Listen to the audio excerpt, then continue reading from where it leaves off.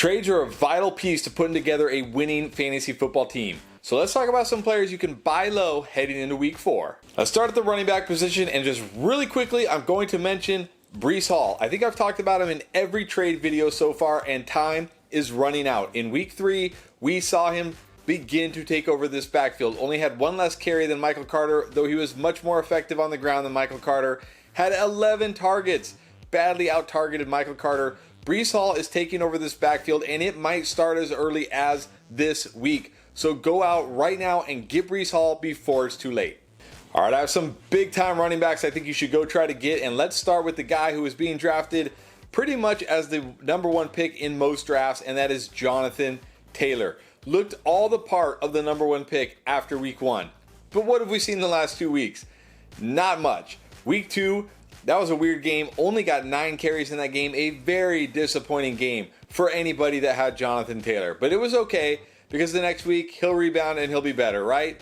Not so much. Week 3 comes, 12 fantasy points in PPR leagues, didn't do anything, and people are getting very nervous and they're starting to panic about Jonathan Taylor. They're starting to wonder if their #1 pick is going to be a bust. That is the time to strike. Go see how the person in your league who has Jonathan Taylor is feeling. No, you're not going to get Jonathan Taylor for some cheap bench piece or some, shoddy wide receiver 3. Don't lowball people. But go out and see if you can get Jonathan Taylor at a discount from where he was in pre-draft when people thought he was the #1 player. Because Jonathan Taylor is still getting the work. Outside of week 2, which was that weird week, he's still getting everything you want to see. 21 carries in week number 3. 3 catches in week number 3. 4 targets. This is all what we want to see from Jonathan Taylor. No, he's not scoring touchdowns at the rate he did last year. And no, he didn't rack up a ton of yards here in week 3. But this is a great player, a great talent. If this guy continues to get 20 plus carries and 3 or so targets every single week, he's going to be great for the rest of the year. Take advantage of these last 2 weeks when you can get Jonathan Taylor at a relative discount to where his value should be, and see if you can land and secure potentially a top 3, if not the #1 running back in fantasy. All right, I mentioned this guy last week, and I'm going to mention him again because he didn't do anything to change his value in week number 3, and that is Christian McCaffrey. Another just kind of okay game for Christian McCaffrey. He hasn't killed you in any of these games, but he hasn't had that huge monster upside that we expect with Christian McCaffrey, and that's why he's a buy low right now, because people are thinking maybe this guy just isn't going to be this great elite running back anymore. Maybe the offense is really bad. Maybe Baker Mayfield can't support him, but like Jonathan Taylor, he's getting the usage.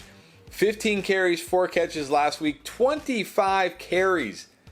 Only 2 catches this week, but that's because the Panthers were controlling this game. They didn't have to throw the ball. He's getting the usage. 25 carries, ran for 100 yards. Just didn't put up huge fantasy numbers. It's going to change. Anybody who's as talented as Christian McCaffrey, just like Jonathan Taylor, anybody who's that talented getting this level of usage, it's going to change, and he's going to have big games, and people are going to remember why they drafted him so high. But right now, people are worried that, again, their #1 or #2 pick, Christian McCaffrey, is going to be a bust.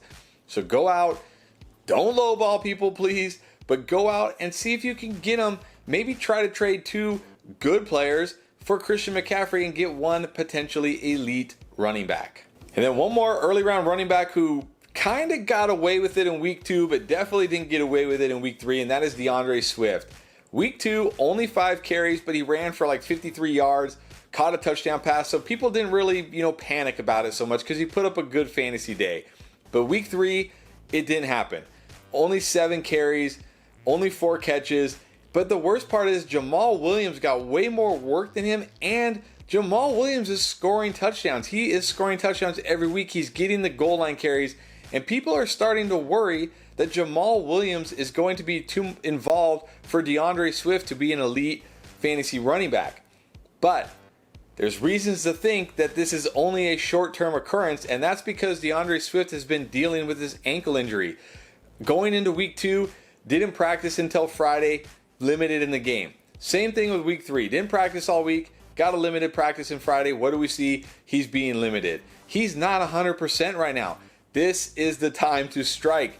DeAndre Swift is an elite talent. He's an elite pass catcher. He's got all the upside you want in fantasy football. This offensive line is great, and better than that, this offense looks really, really good this year. It's not going to be a terrible offense, like a bottom 5 offense like we expected. DeAndre Swift right now, people are panicking on him, just like Jonathan Taylor, just like Christian McCaffrey. See if you can trade 2 good players. This is always my favorite strategy. Trade 2 good players to get 1 great player. Maybe DeAndre Swift hasn't been great in week 3, and maybe he won't be great in week 4 because he's battling with his ankle. But when it matters, in the second half and down the stretch, he will be great, and you'll be happy you went out and got him. All right, it's not always easy just to trade for these stud running backs who are struggling. So let's talk about a guy who's not a stud running back who I think would be extremely easy to trade for right now, and that is Kareem Hunt. Everybody losing their minds over Nick Chubb, but that's because people only look at fantasy points and they don't look deeper. When you look deeper, what do you see? You see that Kareem Hunt is still getting almost as many touches as Nick Chubb. Kareem Hunt is playing almost as many snaps as Nick Chubb. And not only that, Kareem Hunt only has 1 less goal line carry than Nick Chubb on the season. And unlike Nick Chubb, who has 0 red zone targets, Kareem Hunt has 3 red zone targets. What did we see in week 1? Kareem Hunt got 2 touchdowns. He outscored Nick Chubb. Of course, in week 2, Nick Chubb had 3 touchdowns, outscored Hunt, of course. Then what did we see in week 3?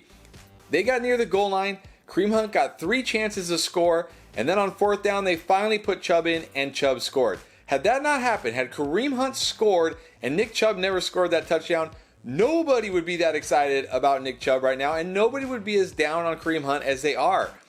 That's why you should go trade for him. He's getting the usage we want. He's in a run-first offense. He's in an offense behind a great offensive line. He will get just as many chances to score as Nick Chubb. He has just as much upside as Nick Chubb, if not more, because he catches more passes.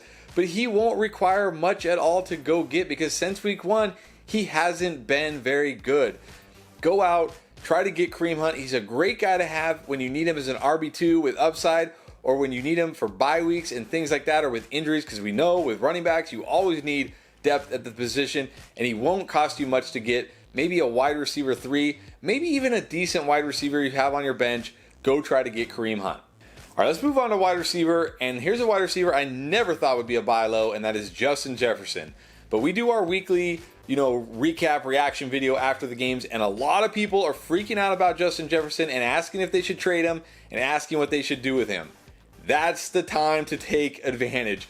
Unless you believe that Justin Jefferson suddenly got bad at football after 2 games, this is the time to go get him, because you potentially are getting the number 1 wide receiver, the number 2 wide receiver in fantasy at a discount. Now, like what I said with JT and CMC, and to a degree to Swift, don't go lowballing people for Justin Jefferson, but same thing here. Take a good wide receiver and maybe a good running back, package them together, and see if you can get an absolute game-changing stud wide receiver in Justin Jefferson. It's week 3. These weeks hardly matter for the fantasy season. Even if he struggles next week against New Orleans, it's okay. He'll be great for the rest of the season, and you'll be so glad you have him. So go see if you can get Justin Jefferson at a relative discount. Another big-time wide receiver who, kind of like Jefferson, had a great week 1 and hasn't done much since is Davante Adams.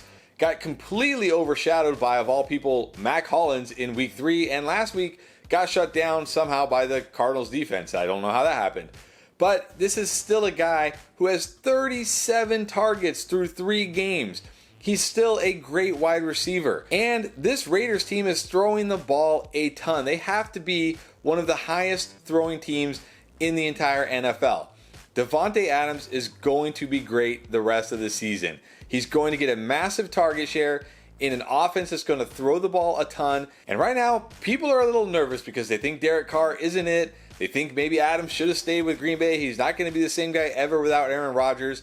Kind of like Justin Jefferson, you're not going to get him cheap, but you can get him at a relative discount to where he should be valued based on the usages he's getting and his talent level. Go out, see if you can get Adams. All right, some other wide receivers I like, not as big of names, but let's go with Mike Williams with the Chargers. Didn't do much in week 1. had that great week 2, and then he did score a touchdown here in week 3, but outside of that, nothing, right? 1 catch, 15 yards, a touchdown. And this Chargers offense just looked really, really bad. People are starting to panic on this Chargers offense because that's what people do. They panic as soon as something bad happens. They don't try to think long term, they just start panicking. And people are going to look at Mike Williams and think, maybe this isn't the guy I want on my team. I can't handle these ups and downs. He's just a boom bust guy. He's, every now and then he'll put up the big game, but the rest of the time he's not very good. That's the time to take advantage. Because also, you got to remember, Justin Herbert coming off a rib injury, he's not close to 100%.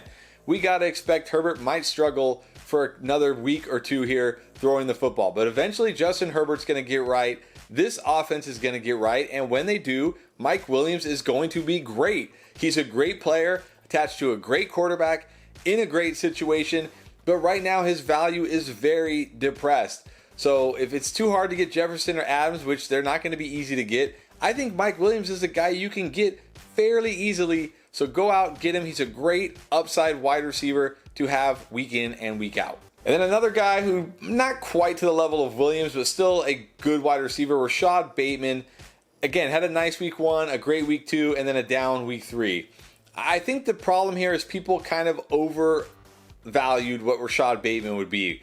They thought he would be this target monster in a Lamar Jackson offense, and it's just not the case. He's being used like Marquise Brown used to be used in the vertical game. Mark Andrews is going to command more of the underneath intermediate stuff. It's just the way it is. But we saw with Marquise Brown in the past, that vertical roll has a ton of upside and a ton of value. Yes, like Mike Williams, you're going to have to deal with some down weeks. You're going to have to deal with some duds like we saw here in week 3 with Rashad Bateman. But people get frustrated really fast, and people give up on players really fast. And outside of week 2, Bateman hasn't done a whole lot, and people may be getting frustrated with Rashad Bateman. So kind of like Mike Williams, I don't think it's going to take a whole lot to get Rashad Bateman. He has a ton of weekly upside. Go see if you can get Rashad. And then finally, this is more of a guy for somebody who's looking more long-term, who has a great team. Maybe you're 2-1, maybe you're 3-0. You have a lot of great players. You're not really concerned. Go see if you can get Chris Godwin. Obviously, he's hurt right now, but we saw in week 1 when he played, he actually looked fairly decent for a guy coming off ACL just, 8 months ago? Now he has even more time for the ACL to heal. This soft tissue will heal. Yes, he's probably going to struggle for half the season. That's just how it goes with these ACL injuries. But if he gets right down the stretch and in the fantasy playoffs, he's going to absolutely help people win fantasy championships, because who else do they have? They have Mike Evans, but that's it. Julio Jones already done, already can't even get on the field. Russell Gage, I like him, but he's not a guy who's going to be, this elite wide receiver who's going to command a huge target share. He has to right now because they don't have anybody else to throw to, but once Godwin gets healthy, his value is going to go down. Godwin is a great guy to go buy low on right now. Maybe the team that has him needs help now. Maybe they're 1-2 and they can't hold on to Chris Godwin. Maybe they're 0-3. They need help now. Go see if you can help him out. Give him a wide receiver on your bench that you don't need who's startable, and get Chris Godwin and have a potential league winner when it matters. All right, now you know some players to trade for. You need to know some players you should be trading away. Plus, you need to know who to start, who to sit, who to grab off the waiver wire. We have you covered with everything you need to win your week 4 matchup. Check out this playlist right here. 10 videos every single week to help you dominate and win.